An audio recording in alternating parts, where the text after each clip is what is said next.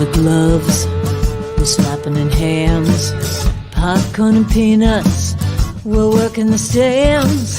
Pink cotton candy, love on a stick. He's chasing the beer, the circle the lips, play ball. Play ball. Those are things hanging right on the wall. Play ball. Hey, good evening, ladies and gentlemen, and welcome to Laughter Saves Lives live here on Strong Island Television in Paradise Studios in beautiful Massapequa, New York. Long Island, New York. Right? Long Island, New York. Because Long Island is special. More special than other parts of New York. Could be. It's right by the train station here, the Long Island Railroad. There's a Chinese restaurant, an Italian restaurant, which we eat at sometimes. Wonderful chicken palm. Nice to be back. Nice to be back. Hello, Patrick. It's been 2 weeks because last Tuesday we were off. I was thinking, should we do the show? Should we take off? No, we weren't off. We just weren't broadcasting because we were golfing. We were golfing. Again, you know, I'm not patting myself on the back here, but the Johnny Mac Foundation honored me and Laughter Saves Lives. And again, these guys know how much that meant to me, that an FDNY organization looked at me and said, hey, you're doing good work. And we're doing good work in memory of the guys. So we had a ball out at the golf course, right? Yep. What are you doing? I'm trying to get centered here. Yes, we got to go. You come this. I got to right. It's the opposite, right? So we're not. You're fine. Stay right there. The only thing that's offsetting you. The only thing that's offsetting you is the giant jug of water. That's the only thing that's offsetting you. The giant jug of water? Yes.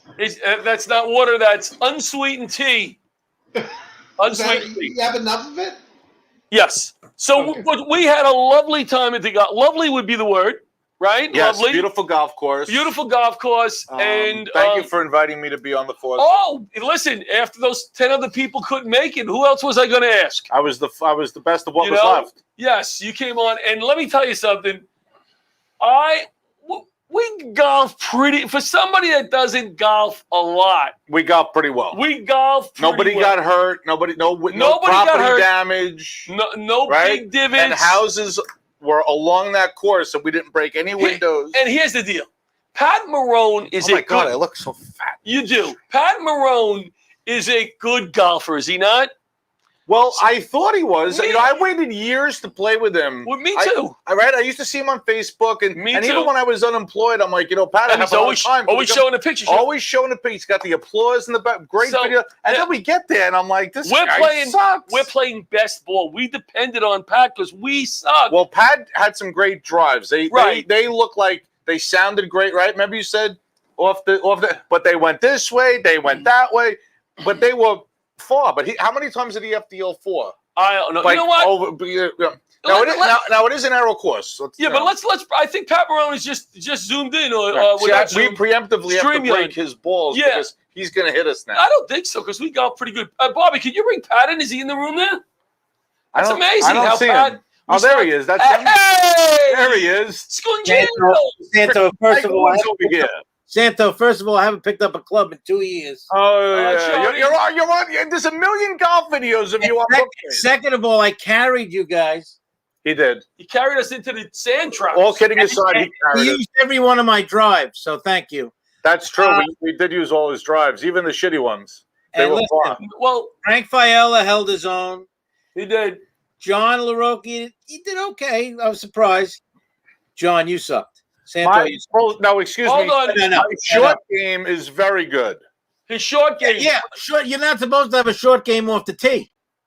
Off the tee, I suck. See, that's why I need somebody. I'm like really short. You don't even make the ladies' tee. I'm like the lefty specialist. I need somebody to drive the ball, and then I'm your approach and your approach guy and your putt guy. A short game off the tee. That's hysterical. That is. Well, I haven't picked up first of all, something's wrong with my driver. I think it's the clubs. And Santa, you talk about my bad drive. What about my 300-yard drives? Oh no, Pat's drives, even the ones that were a little, but that's a narrow course. No, when he hits the ball, it makes that sound. Like you see it like on TV. It's like you hear angels going, oh, and the ball just sails. What about my approach shots to the pin? I mean, I left us for some birdie shots. Oh, yeah, he did. Actually, on a couple of holes, he did. He did not. Yep. He saved us. Now, Patty. Golf balls and meatballs. That's Pat Marone in a nutshell. That's a good book for him. Good book. Golf balls and meatballs. How did it feel when they called us up for worst golfers that you had to stand up with us? Well, no, but originally she said the foursome with the lowest score. Yeah. Now, I took that to be like, how did we have the lowest score? No, we didn't. Meaning the best score. No, there was no way. I told you all day long we sucked. Look, but she all day long we're coming in last place. I know. The worst. I was there. I know. Right. But he's right. All day long, I kept saying to him, Pat, there's got to be somebody worse than us. And he kept saying, no, we suck. But look what we got. We got a set of irons. Nice. Mini irons, right? And this is a bottle opener. And this axe is also a corkscrew. It's beautiful. This is a nice, I mean, you can't see it, but hey, what? And you're in a golf tour. This is heavy. These I've are been in a golf tour I won trophies, so it's pretty embarrassing for first. Yes. I apologize to drag you through that. Now, Patty. Look at the houses. Well, how cool this is. Listen, guys. I actually had a great time.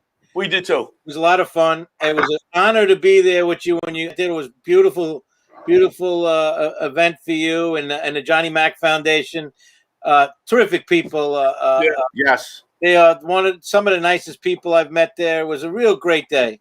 And I noticed we said Jennifer McNamara gave us these. We should mention her by name, right? Jennifer and her son. Jack. Jack. Yeah. Good people. And listen, John, your speech, you knocked it out of the park. You really did. Knocked it out of the park. I was a nervous wreck because I didn't write anything down. I kept going blank. Unlike your comedy on Thursday, your speech was really good on Tuesday. Oh my God! I want to bring that up. In my head, I bombed miserable death up there because during the speech or the comedy show? No, the comedy show was just so exhausting, so stressful. I shouldn't even have performed. But Pat can't let that go. That's probably what the audience was thinking. He can't just say to you, "Hey, John, you did all right." No, he'll let you know when you feel. Let me tell you something. You know what? I didn't see much of what you did, but Butch let us in on it. Butch goes, he said, "John didn't do good tonight." I said, "What do you mean?" Because I could tell by his mood.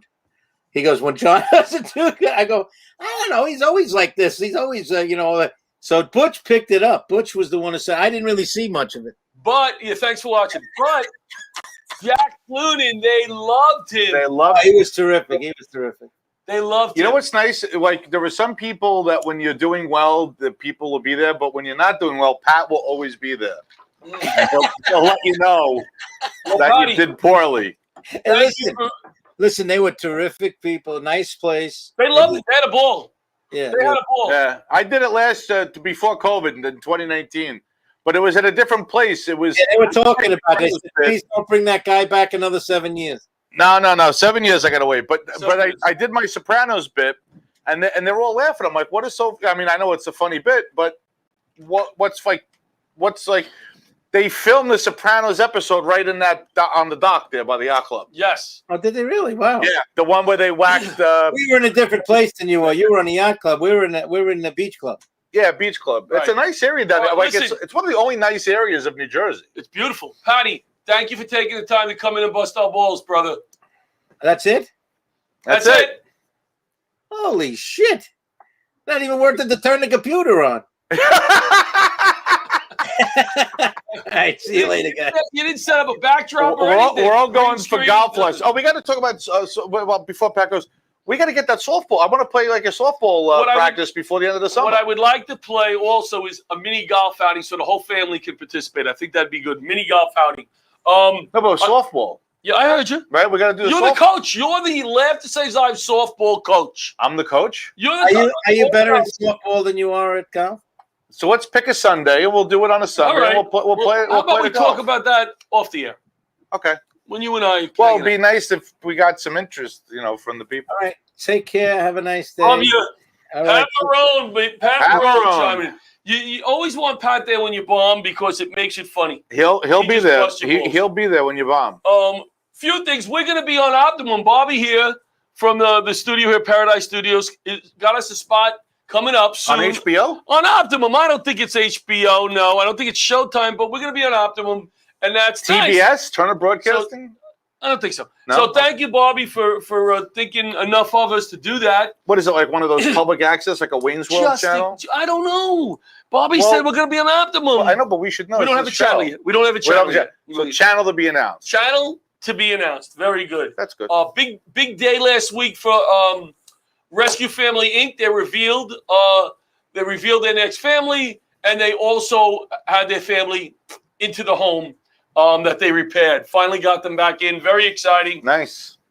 Little part Laughter Saves Lives. We bought them a nail gun because they got everything stolen. Remember, all their tools stolen from the site? Somebody stole all their expensive tools. They stole the tools from a site for charity? Rescue Family Inc. repairs homes of people that are down in their luck, disabled, or whatever. They lock the tools up in the home because the family moves out, moves in with a friend so they can gut it. Somebody stole it. And somebody stole a lot of their expensive tools. We were very happy to present them with a nail gun and replace some of those tools. That was pretty cool.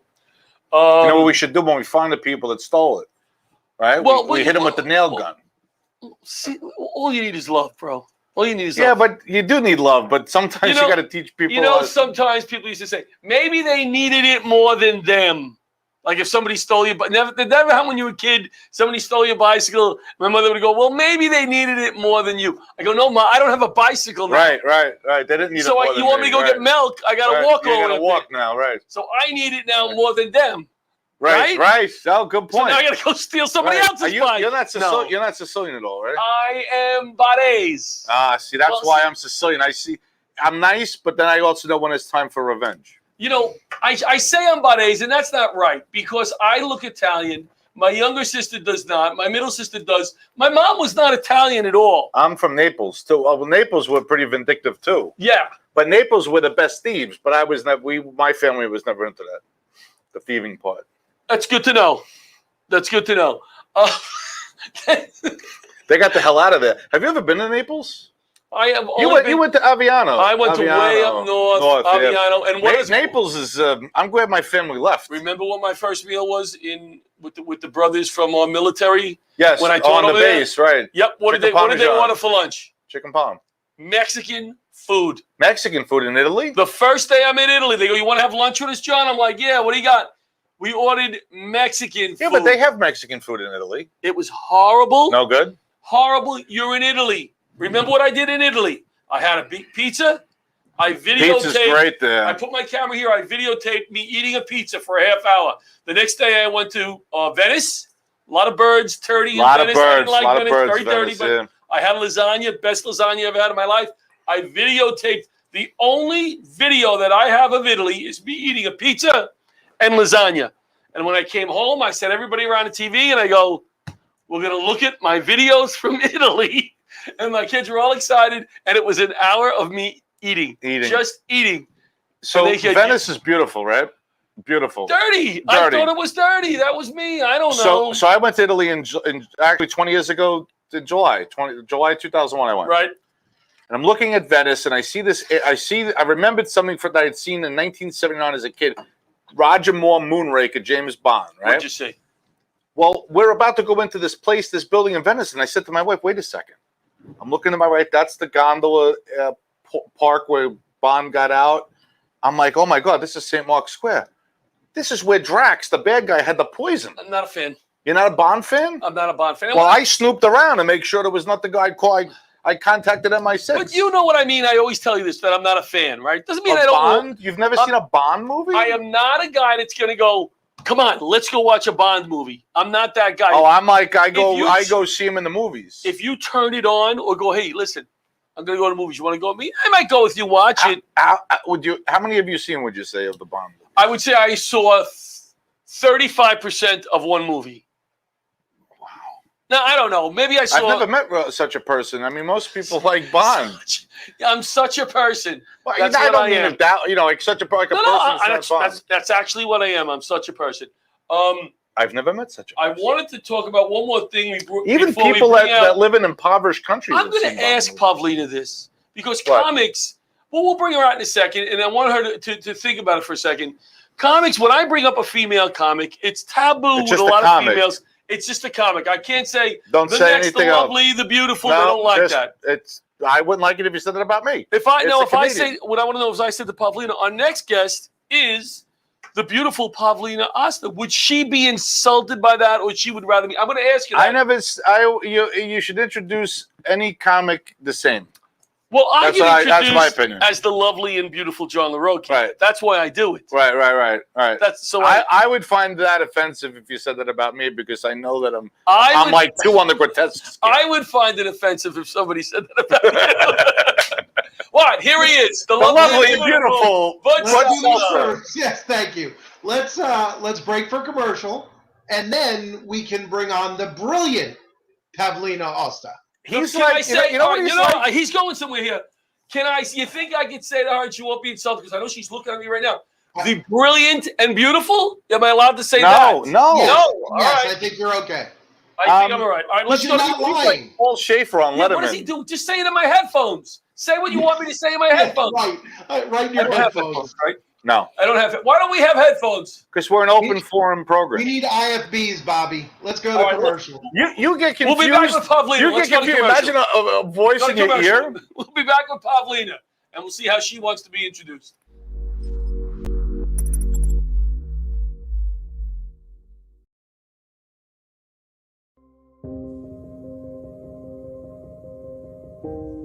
Hi, I'm Michael Barish, managing partner of Barish, McGarry, Salzman & Penson. We are honored to represent over 11,000 people in the 9/11 community.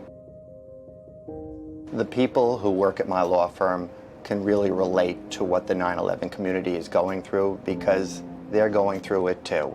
So my dad's name was Billy Gormley, and he was a fireman on 9/11. My father also was a firefighter, and he did report down there as well on 9/11. My dad, Alan, worked on the 104th floor of the second tower. He was an IT technician. My father was a fire inspector. My husband, his name is David Velez. He was a detective with the NYPD, and if I can help anybody that is going through exactly what I have gone through for the last 17, 18 years and make their life just a little bit better, then you know what? I love coming to work every single day. You know, this is a genuine office. Like, people are really sincere. The best part of my job is the clients. Every once in a while you'll hear in their voice how grateful they are for the work that we do. We take this personally, and we will not rest unless we help everybody we can before this Victim Compensation Fund ends in 2 years.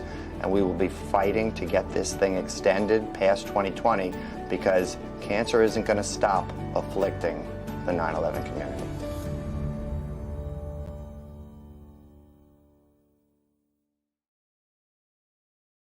We're back. There she is. Hi, John. How you doing? John, how you doing? Always better when you're on. You know that. Thank you. Love having you on. And now tell me which part of this introduction you are insulted by. The very intelligent, beautiful, and biggest Met fan, Pavlina Asta. I am the biggest Met fan. That's right, John. I love that. I'm honestly, I was thinking about it because you gave me, some time to think about what the introduction is. And honestly, I totally understand where other women may be coming from in how they could get offended or why they wouldn't like it. I will definitely take brilliant. I will definitely take that. That one I will absolutely put in front. Right. We'll take that for sure. I take stunad. You know what stunad is? No, what is that? That is an Italian slang term for an idiot. Oh. So, oh my gosh! But it's so nice to have you back on, and I always kid you because you talk about so many different topics, and I love talking a little baseball with you because I find it very adorable that you really try. Now, I don't know if you've at times, I know you don't do it every day, but at times said, hey, you know what? Let me look at this or learn a little bit so when I'm on with John again. Have you done that? I have not done that. I know we talked about that. I know that was supposed to be I was supposed to do some homework on learning about what baseball is and how it works and everything. I have not done that though. So I think she was on the show one time. Yes. I was on, and we asked her some questions. Yes, and she was supposed to be versed in this. Well, she's versed in so many things because she's brilliant. Right.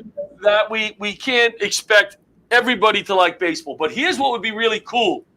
If we went to a game, doesn't have to be a major league game, and we videotaped you trying to learn a little bit by watching and saying, we can even watch it on TV, and you go, hey, John, what is that? Why don't you do this? And then you could teach me something that I don't know much about, which would be absolutely. We can totally do that, John, because I'm a visual learner. You know what I mean? I probably have to be at the ball game and like ask you questions as it happens in order for me to like fully grasp the what's really cool, Pavlina? I fell in love with baseball when I was a kid. And it goes back to my grandfather and my dad watching games. So to me, baseball is a lot more than just a sport. And he'll tell you, it's the smell of the grass. Yeah, right after they cut it too. Yeah. Especially the game of the year. It brings back such good memories. So it's not only about a guy hitting the ball, running around the bases. It's a lot more than that. You didn't see this, but I want you to YouTube this for me. Okay, I will. I'll write it down. Field of Dreams. Field of Dreams. Is that a movie? Yes. I think I've heard of that. All right. It's a famous movie. Okay. Okay. I want you to promise me that I know you're busy to watch that movie. Watch that movie. You promise. I will. You're gonna cry. You promise. I'll watch it. It's a great movie. But then what I want you to do is YouTube the Yankee White Sox game the other night. They played the game in the middle of a cornfield in the middle of nowhere in Iowa where the movie was filmed. Yep.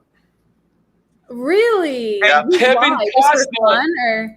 Kevin Costner. Well, don't tell it too much because you'll ruin the movie. He came out of the cornfield like a scene from the movie with the baseball players coming out of the cornfield. It was amazing. She's got to see the cool. movie. Right. So see the movie. So okay, I will. Right. I'll let you know when I finish it. All right. Now, tell us what you're up to lately. Oh my gosh, John, so much. Tell us. 3 weeks ago, exactly, I quit my job as an executive director and producer. I know, right? Isn't that crazy? For you. I joined the Great Resignation, which is apparently a huge movement that's currently happening right now of just people, not even just young professionals, but people of all ages being sick of their jobs, basically, and leaving to do bigger, better things that they want to do, and because they have the confidence in themselves to do it. So since leaving, I went to Nashville for a conference, which was awesome. I met a lot of really cool people. I saw that. I follow you on Facebook. Yes, it was a lot of fun. So I am focusing on my podcast, which is called If God Had a Podcast. And it sounds like a religious podcast, but it's actually self-improvement, self-development. And my slogan or motto for the podcast is a better you for a better us. And that sort of sums it up. Is there an age range for that podcast? Because you're much younger than us. Would I get something out of that podcast? I absolutely think you would, John. I think all ages can benefit from, I also do meditations on the podcast. So every Monday I do a meditation Monday. And then on Thursdays, I post the more like self-development topic, like whatever I'm talking about that week. This week is going to be on changes. And I feel like everyone can kind of learn from what we're, like dealing with changes, going through them. And like the week before that, I was talking about quitting your job. And do you know how many people go through life working at the same company, working at the same job? They hate it and they never leave. They never quit that job. Well, you know what? It's not once you. I always said this to my son. He wanted to get into television, and he's John knows he's good. He's right. He's really into this. His videos are amazing. Videos are good. Directing, all stuff. But he wanted to get into some television, and it's hard to get into. And he gave up too early, right? Because now, once you have a house, once you have kids, you're not in that position at this point. So it's easier for you to do what you did, and I'm glad you did it. But once you get into that, now I'm 62, but I'm excited because I don't have to report to work every day. I can do my own thing. I can teach my classes. Like today, I taught a class in Suffolk County, made some money, but it's not a full-time job. So I like the flexibility I have. in my life at this point, even with the fire department, which guys love to be a fireman. Right. I was getting to the point but I still have to come here every third day, whatever. I was getting to the point where I want to do my own thing. Right. I don't want to do that anymore. And I'm lucky enough to be able to retire, get a pension, and do that. I'm lucky enough I invested in GameStop. I'm just living off the stock now. No, you're not. I was gonna say that. Working hard, move, John, because that would have been great. My wife, I'm very happy that she has just left her job as a nurse after 40 years of being a nurse. Wow, that's amazing. That's amazing. A tough job. That's rough to go to work. That's a very tough job. Was she there during 2020? What's that? Was she there during 2020? Yeah. Yes. Wow. Yes. That's incredible. But it's good to know that we're in a position. We're not loaded. We don't have a whole lot of money. Right. We eat at home a lot, and some nights it's pasta or whatever. But it's all good. But I feel good that she's at a position where she can now enjoy the grandkids, do a little work. She's a lactation consultant, so she can help moms. She loves helping moms with breastfeeding. And it's more economical to eat pasta at home than it is to eat out. That is you. Oh, you know this. You give me a tickle. You know my opinion on this. Of course I know your opinion on it. Pavlina, I want your opinion on this. Okay. Yeah. You're good. It makes me crazy. What? When my wife or my family order pasta at a restaurant, especially takeout, because it's like 45 cents a pasta and they're charging you $15. Makes me Oh my nuts. gosh. It makes me nuts. You can make it at home. I mean, what about like a really good gnocchi at like a super authentic, amazing Italian kind of restaurant? Yeah, right. So that's different, right? I mean, that's like it's a little treat. I'm not saying I don't do it for my family, right? It's just that I have to walk into the bathroom and scream into a towel for 5 minutes while we're at the restaurant. It is expensive. I mean, restaurants mark up like 300%, 400%, 500%. But it's a pasta, nice treat not to have to cook once. Yeah, pasta they mark up percentage-wise. I think more than anything. Way more because it's pasta's like pennies to make pasta. At all. You like Italian true. food? Paulina, you like Italian food? I love Italian food. Okay, what nationality are you again? I'm Lebanese, German, and Irish. Lebanese food. I don't think I've ever really experienced Lebanese food. What Mediterranean food? Any kind of Mediterranean food. It's very similar. Oh, I love it. Okay. Yeah. All right. It's a lot of pitas, right? It's like a lot pitas. of pita, hummus, tabbouleh. I love that stuff. Yeah, it's the best. It's so good for you too. It's a very healthy diet. And you can get Chinese food in Lebanon because you're actually closer to China there than you are here. Mexican. Yes, that's a good point. That's a great point. point. Every food everywhere. I had Italian food in London, right? Mexican food. But unfortunately, in London, when you ask for Italian bread, it's like Wonder Bread. Even though we're closer to Italy and London, but the food was good. The pasta, I had to pay for pasta in London, and you pay in pounds there. It was which was even more. The exchange rate, you screwed, right? So the chicken parm and the pasta was good, but I said, "Oh, can you give us?" And they eat the salad at the end of the meal in Europe. You're SpongeBobbing me right now. Why? What's that mean? You're SpongeBobbing me because what does that mean? When my daughter was young and she used to watch SpongeBob and they would do those burgers on there, she'd always crave a hamburger. Now I'm going to want to get chicken parm after we're done here. So let's go. We'll go. Oh, that's hilarious. What else do you want to talk about? Yes. Okay. So I'm working on my podcast. If God Had a Podcast, you can find it on Apple, Spotify, wherever you like to listen to your podcast. And I'm also working on promoting my book, 20 Things Every Motivated 20-something Should Know. You can get it at my website, pavlinaasta.com. And it's a blueprint and a guide for young people to succeed in life and in career.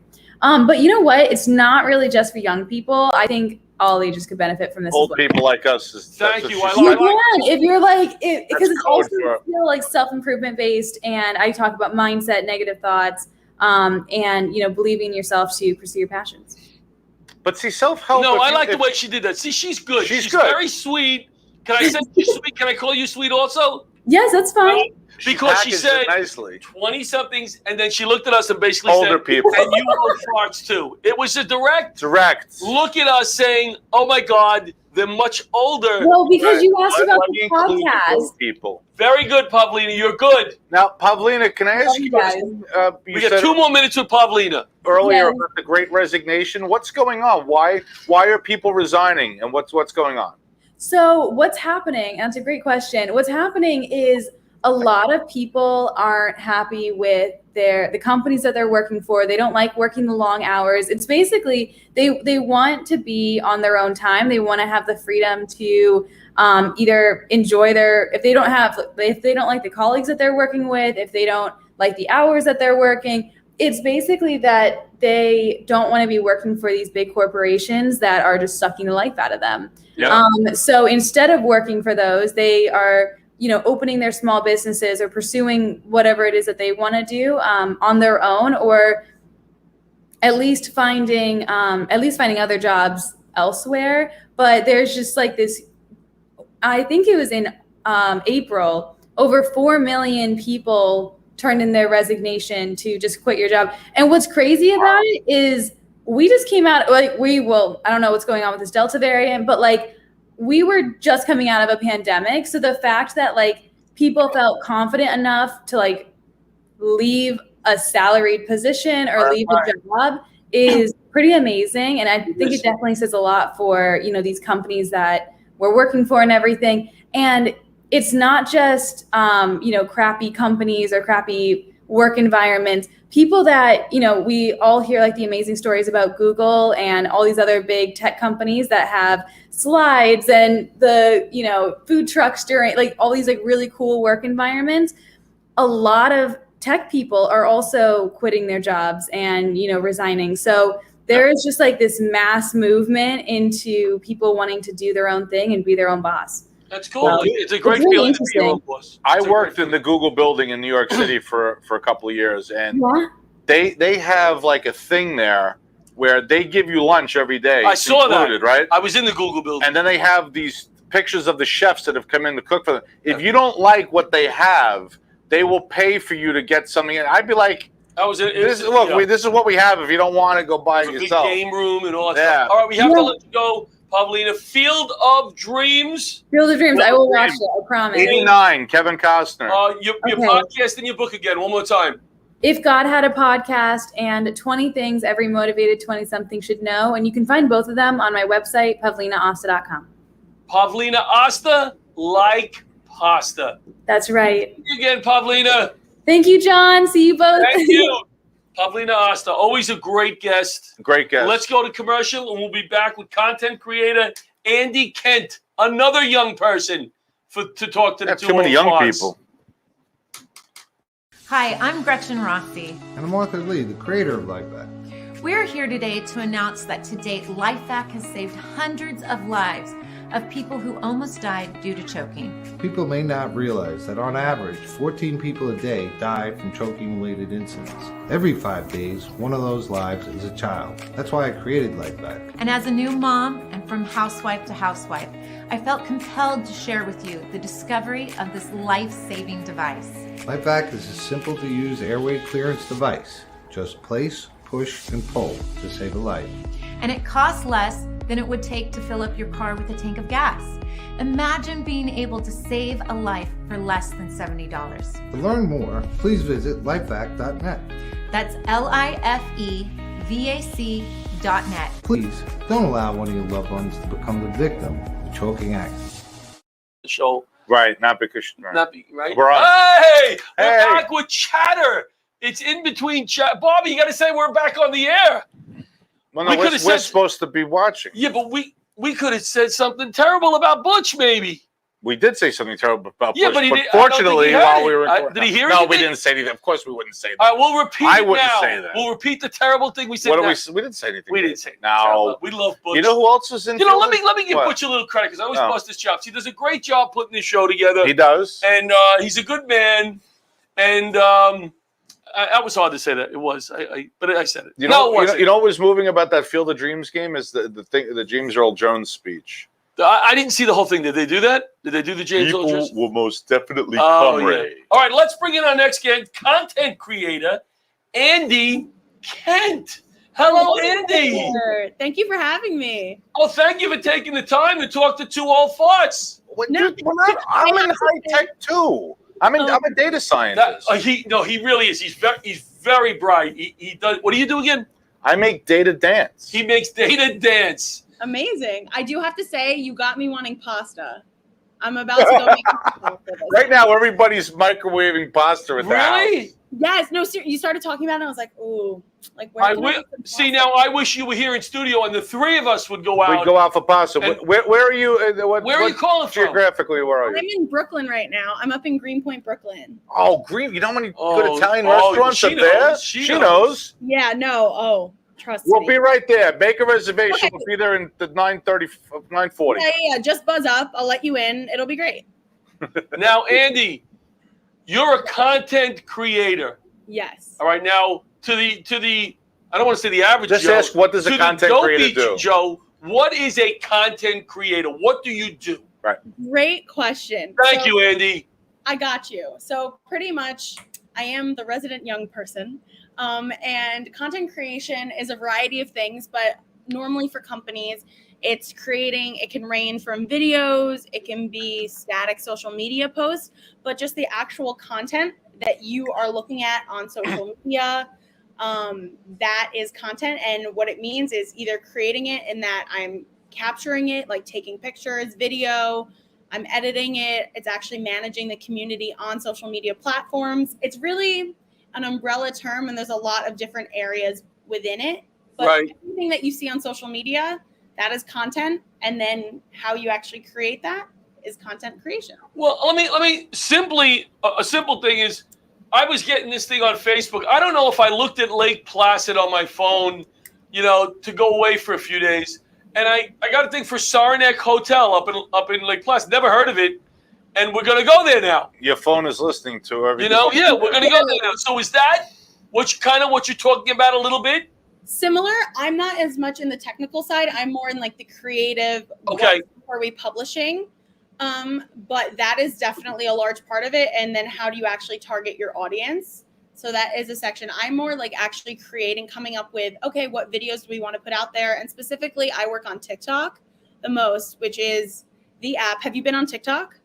That's what Butch asked me to talk to you about, because I can really use help on TikTok. I made some like little cute videos with my daughter and different things, but I think that would help the foundation draw more focus to the foundation, because my idea is the comedy is what I want people to get drawn to first, and then, hey, what do they do? So yes, we need help with that TikTok thing. I got you. And I know you're too busy, Butch said, to help us, but maybe you can introduce us to somebody who can talk our ticks and tick our talks and help us. I would love to do that. Honestly, all you have to do to just start exploring, I recommend just downloading it. And I got my dad, so my dad never went on TikTok. Right. And got him to download it. And now he's just scrolling for hours. You pick it up really fast. You just gotta hit download. Yeah. And you learn from there. It's pretty simple. There's definitely a learning curve, but once you get on there, I do have to warn you, it's very addicting. What are you laughing about? Tick our talk. We need it all done. That's hilarious. Andy, we don't know. We need it all done. You know what I'm saying? Now, Andy, can I ask you a question? Ron's going to ask you a good question. I'm ready.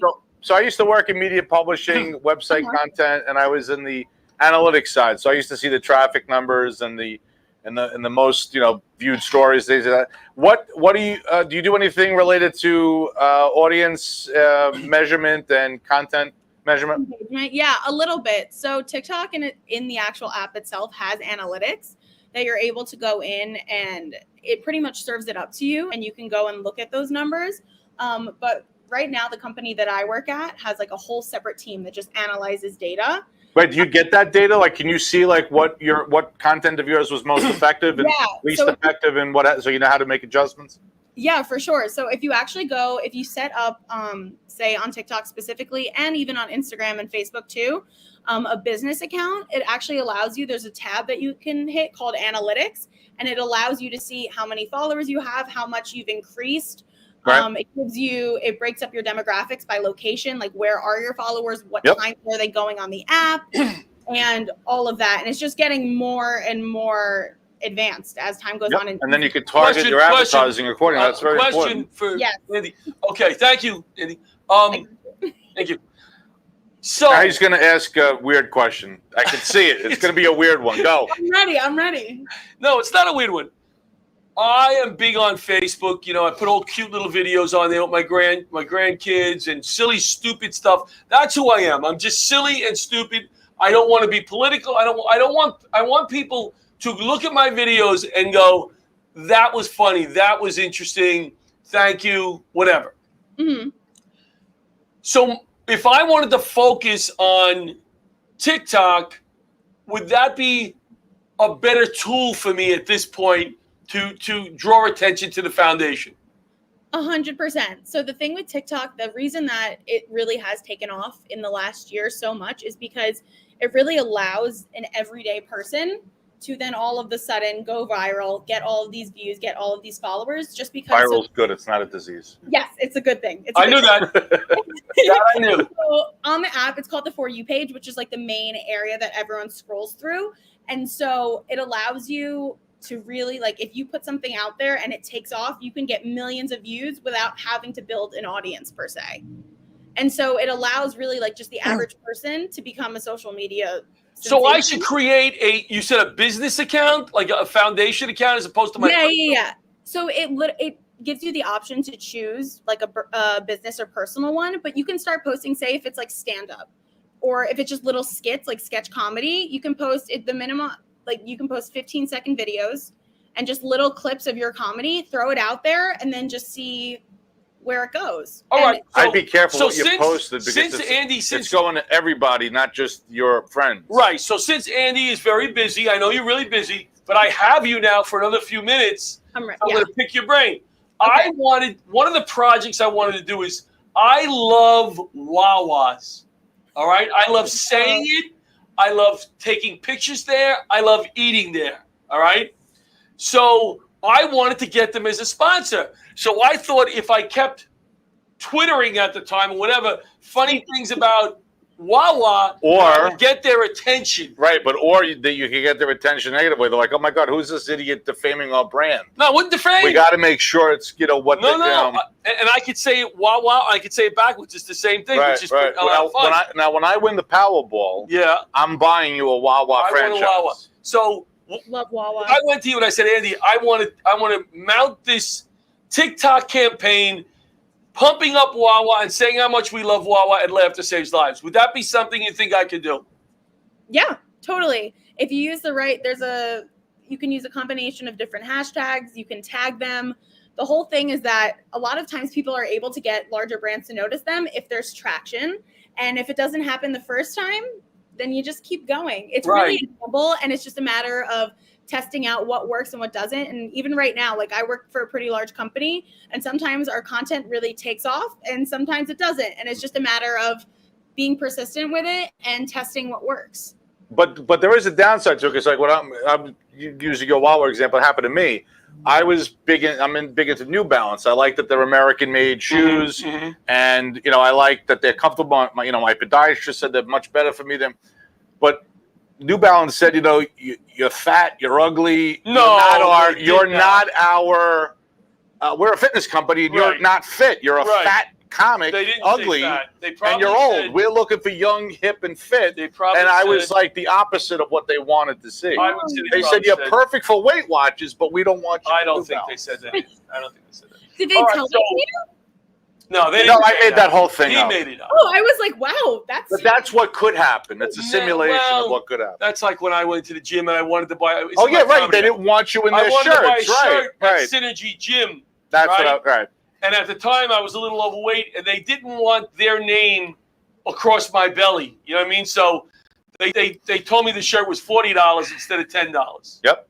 And I bought it with their name. I bought it to show them, and now look at me, in perfect shape, right, Andy? Now look at it. Even with the sports jerseys, like I have a David Wright jersey, but I don't have this. I'm not the same size as David Wright. David Wright's probably like, look at this slob in the stands. No, he loves you. He loves you. He does. He loves me. So Andy, they're begging you to be their spokesman. Yes. Jim, yeah. Andy, I need an Andy for Laughter Saves Lives. So if you could find me an Andy, because you're wonderful, and Butch, I think she's terrific. Butch says great things about you, really nice things about you, and we're really excited that you came on, and we'd love to have you on again if you'd like to. I would love that, and I will look out for anyone that can help you out. Oh, all right. You know what it's like to run a foundation? It's really tough at times. So at times we're a little. So every once in a while I may send you a little message. Hey Andy, did you find an Andy for me? Oh, because Butch. Bottom line, Andy, John, we know already who's going to be creating the TikTok, who's going to be putting the videos up. We know who that is already. Yes, we do. It's going to be Butch. Right. Andy, thank you so much for coming on. Thank you so much. Enjoy your pasta. Thanks, Andy. Let's go to commercial. Bring back Jeff Paul. I'm like teeny. Put your phone away. We're having dinner. Hey guys. Hi, how you doing? What can I get you? You guys want appetizers? For some reason, I just got a craving for smoked meat. Well, you ordered something already. The menu hasn't changed. You looked at it 3 times. I don't know what I want yet. I wanted chicken, but I think it's blackened, so I'll have a burger. How'd you like that cooked? Medium. Do you have any specials? Specials? Boss, what are specials? What's the matter? You don't know the specials? Look at this smoke. What smoke?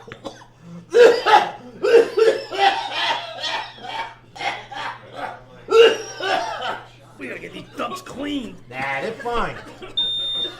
You know what? We're just gonna take our order to go, okay? In business since 2003, MCN Duct Cleaning is the result of many years of research and continuing education, realizing the need to provide a safer and cleaner environment for families on Long Island.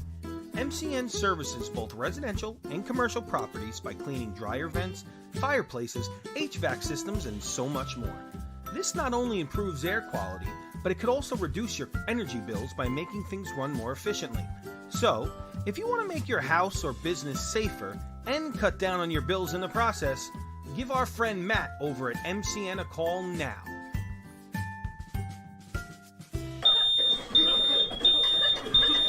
Is that steak well done? Maybe call a little bit sooner than these guys did. There he is. Are you on the streets of Manhattan, Jeff? I am in the streets of Manhattan. Yes. You hear me? Just to clarify and just put more nails in my coffin, would you like to reiterate what Pat Marone said up front about how much I bombed the other night? Would you like to? I didn't think you bombed. I think you did fine. You didn't bomb. You're fine. All right, fine. I'll take fine. My head was all over the place. I'll take fine. Listen, that was a hard room to do. And, you went up first. You set the table for everybody. And so you did your job as a host, man. You did great. Yeah, they were tough. You were a very good host. But this guy attacked them like a bull. Good. Why were they a yappy crowd again? I don't mean attack the audience, so to speak. I mean he grabbed the room with his presence and his voice, and I think you only smacked one person, which is not bad in a room like that. Physically or give him a physical rap. Oh, yeah. No. They were. Listen, it was one of those shows where it was a big room. It was an open bar. People wanted to drink and talk and everything, But the people who were listen, over 200 people, well over 100 people were vested in enjoying the show. It was a good show. I didn't hear one person complain, and I heard everybody that said something was positive. Of course. Yeah. Jeff, you had a good. Jeff, can you turn your phone sideways? Is that better? That's good. Yeah, but he's locked. Perfect. Your phone's locked. Stay back. Stay the other way. Sorry. Where are you, Jeff? No worries. I'm on 54th Street right now. I'm about to do my second spot of the night. What club? Can you say? Yeah, a place called Three Monkeys. I'm actually on the show tonight with Joe Mackey. He's a great comic.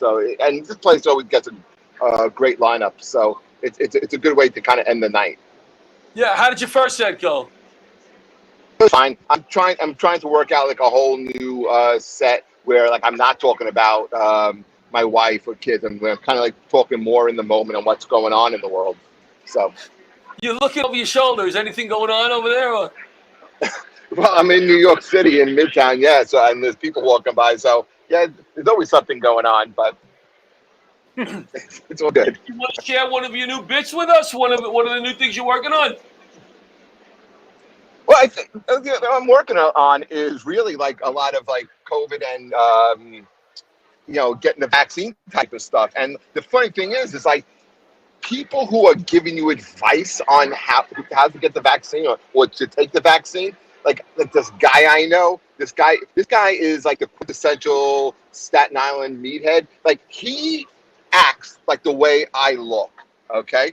You know, this guy Phil, he's one of these guys, like we all know a guy like this, John.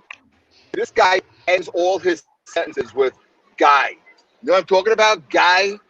If I'm you, I wouldn't take the vaccine if I was you, guy. So I asked him, why wouldn't you take the vaccine? He goes, because it changes your DNA, guy. I'm like, what the fuck's that? It changes your DNA. Does that mean I'm changing from a human being to a reptile? I go, Phil, it's a vaccine. It's not a gypsy curse. Yeah,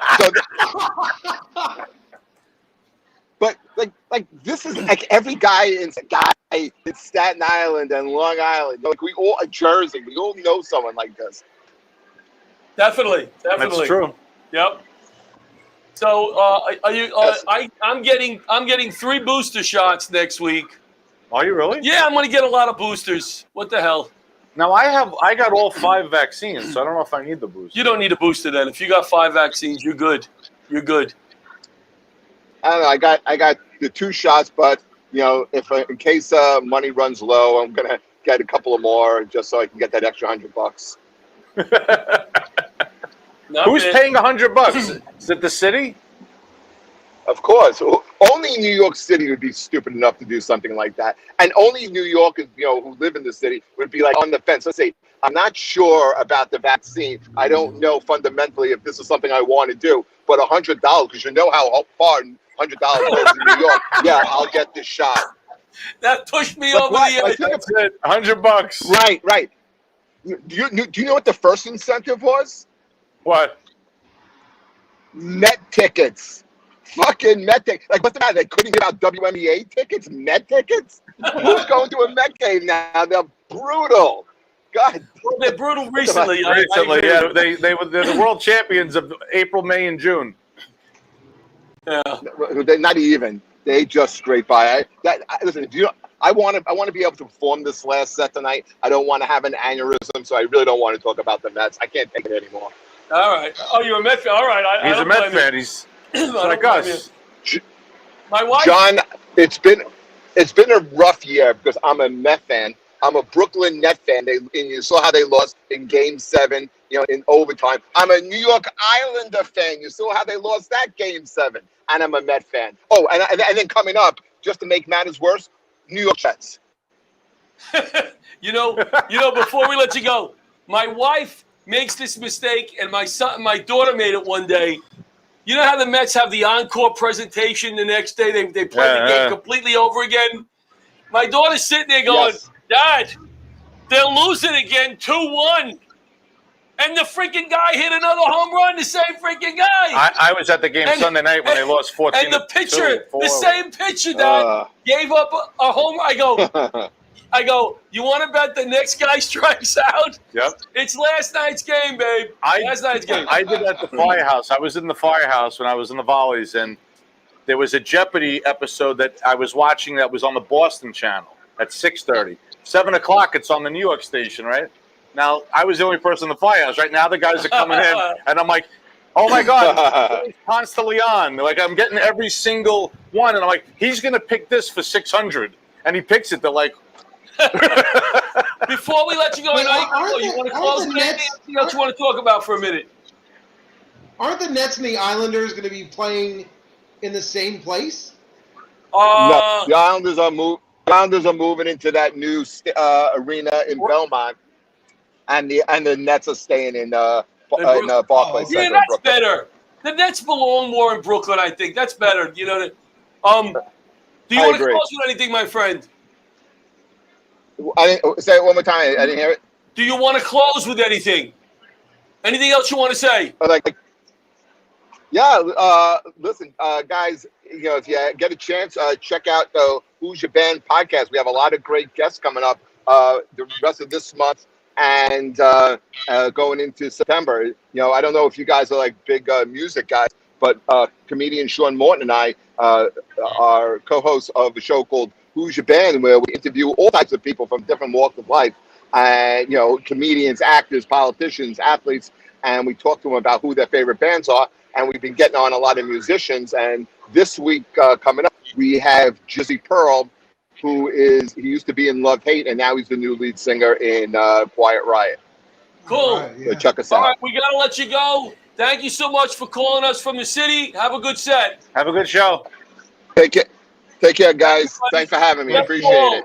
Funny guy. Oh, that was great. Butch, I'll be in touch with you. Funny guy. He did a great job the other night for us. Made us look, as always, like we know what we're doing. I think we got to end the show. Yep, we got to end. Butch, you want to say anything? Tomorrow night. The brokerage. A big benefit. Big benefit. A few wonderful charities. What time is the show? Oh, geez, I don't even know. What time is that show? Look at the flyer on the website. Here's something crazy. Go to laughtersaveslives.org. Yep. And it's right on the show, and you can go and buy tickets. It's going to be a good one. It's either at 7 or 8, right? It's got to be one of those. It's like 7:30 thing. Good night, Butch. Good night, guys. That's all right. That's all right. All right. Good night, everybody. We're going to the diner. Massapequa Diner, right across the street.